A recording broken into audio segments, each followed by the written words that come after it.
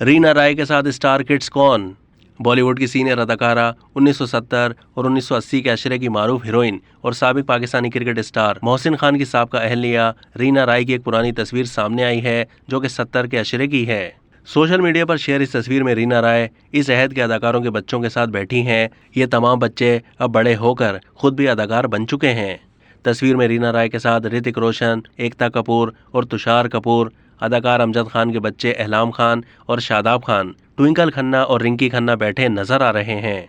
तमाम इन सब की तस्वीर में शनाख्त जरा मुश्किल नजर आ रही है। रीना इन बच्चों के दरमियान बैठी मुस्कुरा रही हैं। तस्वीर के शेयर होने के बाद परिस्तारों ने जहां स्टार किड्स के बचपन की मासूमियत और खूबसूरती को सराहा, वहीं उन्होंने ये भी तहरीर किया कि रीना राय ने इस तस्वीर के जरिए अहद हाजिर की अदाकारा सोनाक्षी सिन्हा से अपनी मुशाबिहत की याद भी दिलाई है। इस हवाले से काफ़ी साल पहले तस्वीर में मौजूद तुषार कपूर ने अपने सोशल मीडिया पर पुरानी यादों के हवाले से एक तस्वीर शेयर की थी और लिखा था कि ये 70 के अशरे की कश्मीर में ली गई तस्वीर है, जहां बच्चे इस अहद की एक सीनियर अदाकारा रीना राय के साथ खेल रहे हैं।